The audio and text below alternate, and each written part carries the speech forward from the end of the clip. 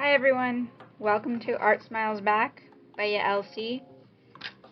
Today I wanted to talk about some of my favorite beginner art supplies. Some of them, okay, so what I'm going to do is I'm going to show you the art supplies that I like and then some of the things you can do with them. And so I'm going to begin with like the simplest art supply, which is some pencils. And you want to have pencils that have these numbers on them. And basically the pencils show you how dark, not the pencils, the number on the pencils and the letters show you how dark they are.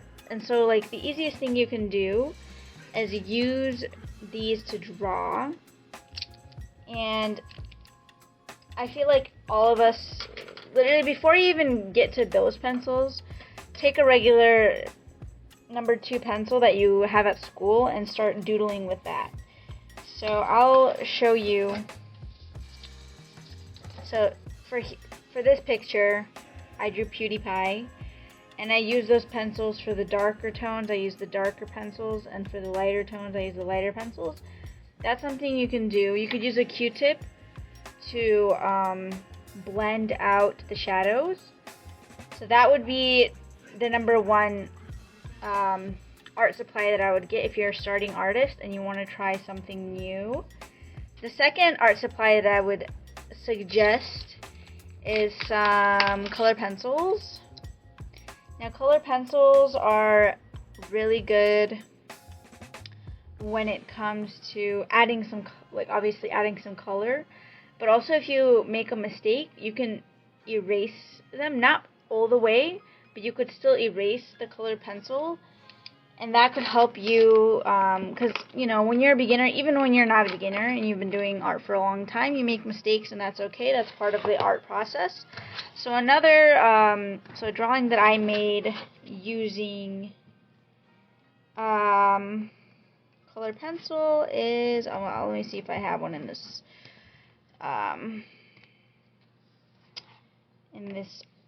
art. So, by the way, here's another pencil drawing that I did using the pencils that I showed you.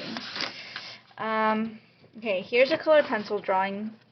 Not only did I use colored pencil, but I also used alcohol markers. So, once you're excited and used to the colored pencils, then you can start using other types of color in your art. And another thing I would say is to use alcohol markers. Now, these alcohol markers I did not buy. I got them as a gift. But if I were to buy alcohol markers, I would probably start with the Ohuhu brand because they're pretty inexpensive. And they come in a large variety of colors. And when you start with alcohol markers, you want to do swatches, especially on the paper that you'll be using, because they come out differently usually than the cap on the edge. So now that I showed you the alcohol marker, then I will show you, here's another color pencil drawing. It's kind of smudged because of the drawing on the other side. But, okay, so alcohol marker, here's a picture of alcohol markers that I used.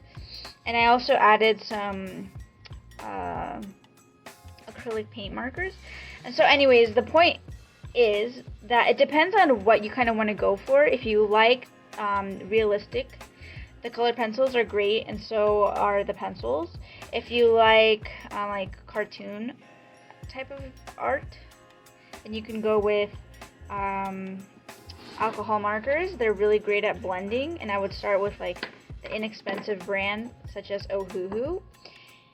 You could even use Sharpies if you have those. Just start experimenting with blending them. There's plenty of videos online to show you how to do that. So here's that. If you want to try alcohol markers, I got these off of Temu. They were very inexpensive, and I would suggest these over what are they called, the Posca markers, because these are inexpensive. Try it out, see if you like it. And also the greatest thing about these is that they have like a brush nib that's flexible. I don't know if this is real acrylic or what it is, but it works pretty well, and I'll show you what I've done using these markers. Let me find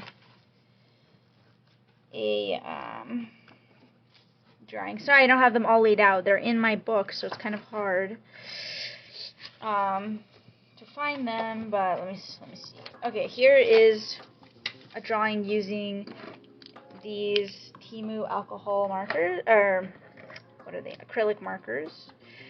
And they're not even called acrylic markers, they're called acrylic painters with a brush tip. I'm not sure if this is real acrylic or not, but it works really well, and you can blend really well. If you'd like to see how I did this, there are videos on my YouTube channel. All of the drawings so far that I've showed you are all on my YouTube channel if you want to check out how I'm blending and what I'm doing. You could either find them in my long videos or my shorts. Next, if you want to start painting, the most inexpensive and easiest way to paint, in my opinion, is using acrylic paint. But I don't use, I don't suggest like expensive paint for beginners. Like tubes like this, I think it's like Apple brand. These kind of paints are really great for beginners because they're inexpensive. They come with a lot, and you can, squirt a little bit onto a plate. You don't even need a palette.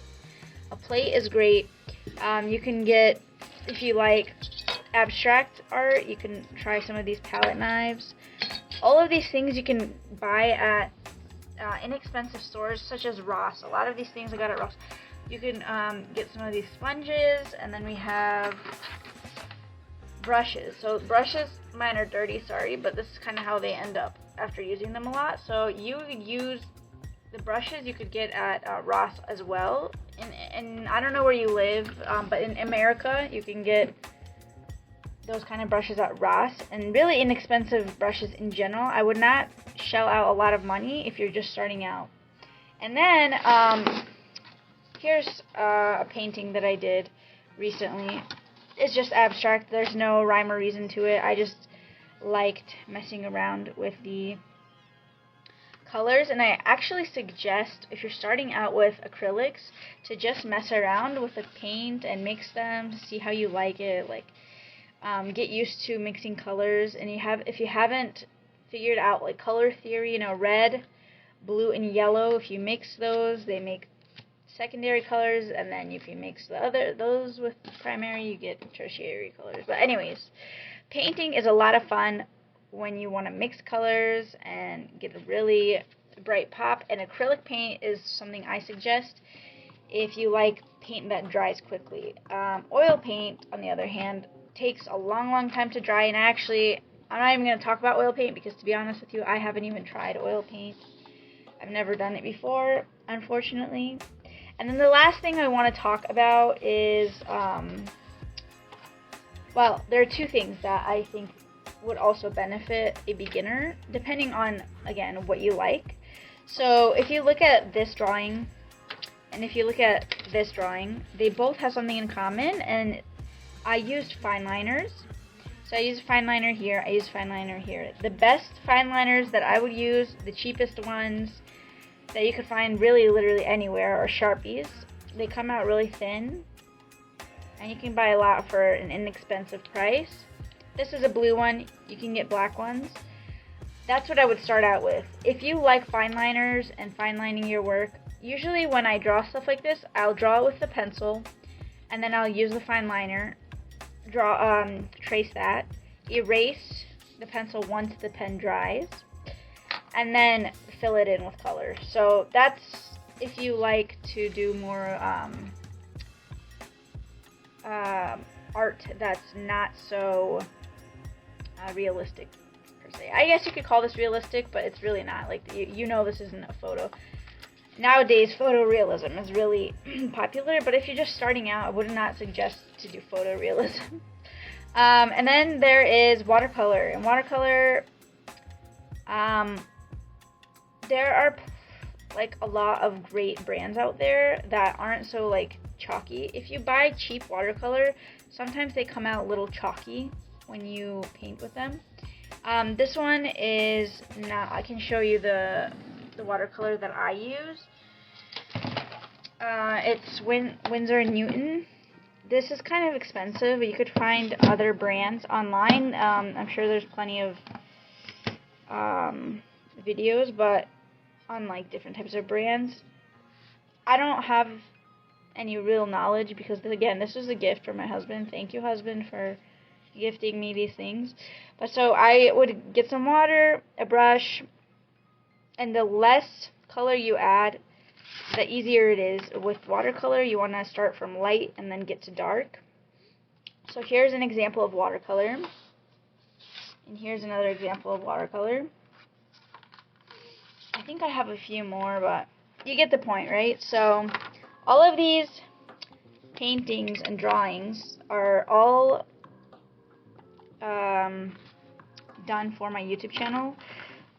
If you guys want to check out how I do these things, please consider subscribing. Thank you so much for watching. And also, before I go, I want to talk about this one. I used several different mediums for this. I used watercolor paper. Oh, last thing before I go. Paper is really important. I would get mixed media paper if you want to try all of these things out. But for each thing, there's always its own type of paper. If you want to spend less, I would just get mixed media paper. And if you're using markers or paint, I would put a scrap piece under it when you're painting so it doesn't bleed through onto the next sheet, especially in a sketchbook. Now this is mixed media. I used alcohol markers and acrylic markers and pencils, and yeah. So it's always fun to mix them. This is another mixed media project. I used soft pastels, markers, acrylic markers, Copic markers, alcohol markers, whatever. Everything under the sun, colored pencil, I used it on this. And sometimes more is more. You know how they say less is more? Sometimes more is more because you need things to blend. And on this paper, I used watercolor paper, and I used a bunch of other mediums. So watercolor paper I like because it's thick and durable, and it won't bleed through as much. Okay, thank you guys for watching. See you next time. Bye.